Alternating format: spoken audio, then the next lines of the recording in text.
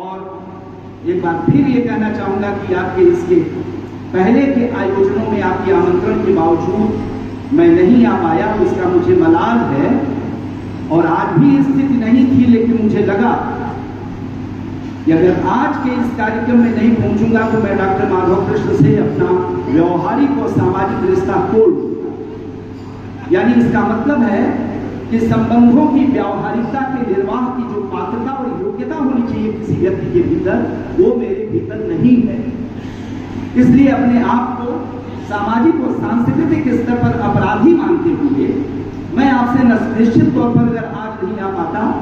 तो मैं आपसे निगाहें नहीं मिला पाता और ये संबंध टूट ही जाता, इसको एक बहुत बड़ा विराम मिल जाता। लेकिन माधव कृष्ण जैसे प्रीतिकर और बहुत खूबसूरत व्यक्तित्व से, इस शख्सियत से कौन ऐसा अभागा होगा जो अपने संबंधों को तोड़ना चाहेगा। इसलिए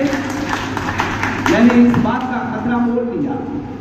कि नहीं भी किताब अगर मैंने पूरी पढ़ी है तो चलिए विनम्रता पूर्वक जिस दायरे में जितना जानता हूँ, जितना पढ़ा है, मैं उसी क्षेत्र में कुछ बातें करूंगा। और माधव कृष्ण अगर मंच पर रहेंगे और बाद में वो लेखकीय वक्तव्य देने के लिए सबके पहले कृतज्ञता ज्ञापन के पहले वो लेखकीय वक्तव्य या अध्यक्षीय वक्तव्य के पहले वो अपना लेखकीय वक्तव्य देने आएंगे, तो हो सकता है मेरी बाल जिज्ञासा का वो अपने आप में कुछ समाधान भी करने की कोशिश करेंगे।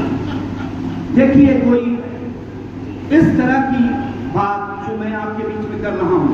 मेरे मन में अगर किसी तरह का चोर होगा, कोई ऐसा वक्ता ये नहीं कहेगा कि हमारे बोल लेने के बाद कोई दूसरा व्यक्ति उस पर टिप्पणी करने आए, क्योंकि सारा का सारा आपका प्रभाव और ऐसा प्रखर वक्ता अगर आपके सामने हो जो पूरी आक्रामकता के साथ बोलता है, पूरी प्रखरता के साथ बोलता है, और मैं यहाँ इस सभा में अगर उनके लिखे हुए पर कोई प्रश्न उठाता हूँ, कोई जिज्ञासा उठाता हूँ, तो जाहिर है कि डॉक्टर माधव कृष्ण यहाँ से आने के बाद मेरे साथ क्या व्यवहार करेंगे। लेकिन मैंने पहले ही कह दिया कि मैं उस बात को सीखना चाहता हूँ, समझना चाहता हूँ, क्योंकि वो चीजें आध्यात्मिकता के क्षेत्र की चीजें हैं और वह आध्यात्मिकता का जो ज्ञान क्षेत्र है, जो विषय क्षेत्र है, वो स्वाभाविक तौर पर सहज तरीके से मैं उससे जुड़ा हुआ नहीं हूँ, उससे अपरिचित हूँ। मैं आपको विनम्रता पूर्वक ये बात बताना चाहता हूँ, मुझे कबीर को पढ़ाते हुए या जायसी को पढ़ाते हुए या उनकी रहस्यवादी चेतना या छायावादी कवियों के रहस्यवाद को पढ़ाते हुए आध्यात्मिक अनुभूतियों की व्याख्या करते हुए बराबर लगता रहा है भरी हुई सैकड़ों कक्षाओं से भरी हुई कक्षा में, गोरखपुर विश्वविद्यालय की कक्षाओं में बराबर लगता रहा है जब मैं रहस्यानुभूति की चर्चा करता रहा हूँ, भक्तकालीन कवियों के रहस्यानुभूति के बारे में और छायावादी कवियों की रहस्यानुभूति के बारे में, और जब मैं बताता रहा हूँ कबीर की कुंडलिनी जागरण के बारे में, तो लगता रहा है कितना बड़ा फ्रॉड कर रहा हूँ बच्चों के साथ। और हर वो अध्यापक फ्रॉड करता है अगर वो साधना की उस अनुभूति की प्रक्रिया से उसने गुजरा नहीं है और उसने उसी तरह की प्रतीक और उसी तरह की आध्यात्मिक अनुभूति उसने संग्रहित नहीं की है, उसके अनुभूति के क्षेत्र में वो विषय नहीं है, तो केवल पाठ्यक्रमों में निर्धारित कर लेने के कारण आप कबीर की रहस्यवादी चेतना पर, जायसी की रहस्यवादी चेतना पर, पंत की वो महादेवी वर्मा की रहस्यानुभूति पर आप वक्तव्य देने चलते हैं, तो इसका मतलब है कि आप एकेडमिक फ्रॉड करते हैं।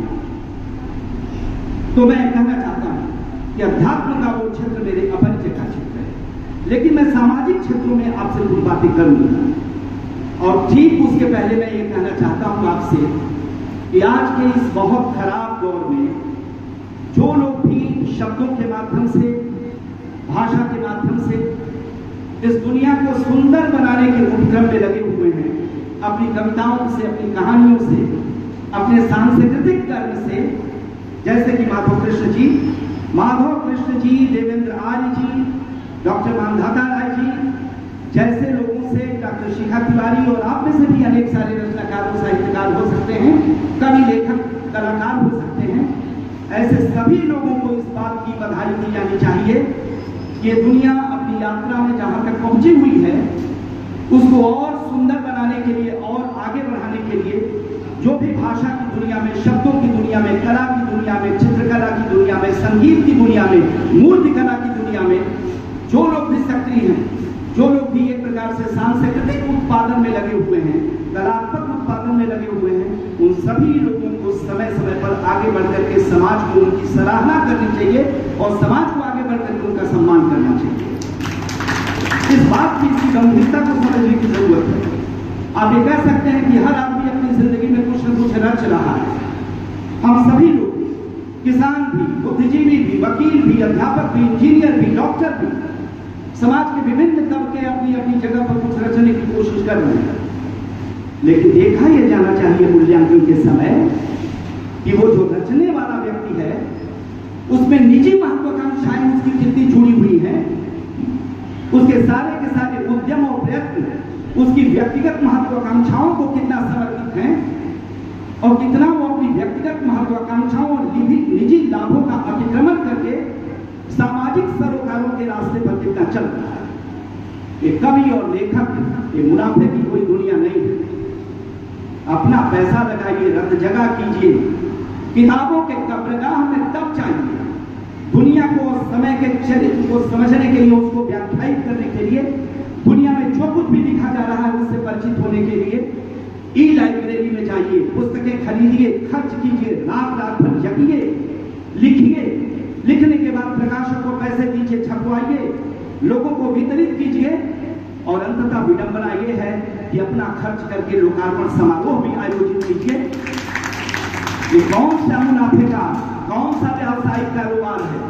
ये कोई व्यावसायिक कारोबार नहीं है। ऐसे गैर मुनाफे की दुनिया में लगे हुए जो कवि, कलाकार, लेखक, बुद्धिजीवी, दार्शनिक और विचारक हैं, समाज की जिम्मेदारी बनती है कि समाज आगे बढ़ करके उनके लिखे हुए को पढ़े, समझे और उन्हें ठीक तरीके से जनता के बीच में और समाज के बीच में आकर के समादृत करे। इस दौर को आप समझने की अगर कोशिश करेंगे तो बहुत खराब दौर है। बाजार और अर्थशास्त्र के सारे नियमों ने, आप जानते हैं कि नियमों ने एक ऐसी दुनिया बनाई है, कल्चर इंडस्ट्री चल रही है, संस्कृति का उद्योग चल रहा है और संस्कृति के इस उद्योग ने अपनी कमोडिटी से, इस सांस्कृतिक उद्योग ने अपने कल कारखानों से जो कमोडिटी पैदा की है, जो पानी वस्तुएं पैदा की हैं, हमारे अपने जीवन में उपभोग की जो वस्तुएं उसने पैदा की हैं, उसने हमारी अभिरुचियां बदली हैं, हमारा आस्वाद बोध बदला है, हमारा सौंदर्य बोध बदल दिया है। और ऐसे दौर में जब साहित्य, कला और संस्कृति के उत्पादन के लिए, सार्थक और गंभीर साहित्यिक उत्पादन के लिए समाज में स्पेस सिकुड़ता चला जा रहा हो, जब उसकी जगहें कम होती चली जा रही हो, कविता और कहानी की दुनिया में काम करने वाले लोगों को पागल कहा जा रहा हो, एक ऐसी दुनिया में जो कविता और कहानी और साहित्य और कला की दुनिया में काम करने वाले लोगों को फालतू और व्यर्थ सा बना दिया गया हो, ऐसी दुनिया में अव्यावसायिक काम करने का किसी के पास हुनर है और किसी के भीतर दीवानगी है तो उसका नाम डॉक्टर माधव कृष्ण होता है, उसका नाम आर्य होता है, उसका नाम डॉक्टर माधव सिंह होता है। ये वे लोग हैं जो अपनी सीमाओं से बाहर निकल करके अपने वक्त को देखते हुए भी धारा के विरुद्ध तैरते हैं। चलिए, एक फ्रेज का इस्तेमाल मैंने कर लिया, धारा के विरुद्ध तैरना। धारा के विरुद्ध तैरने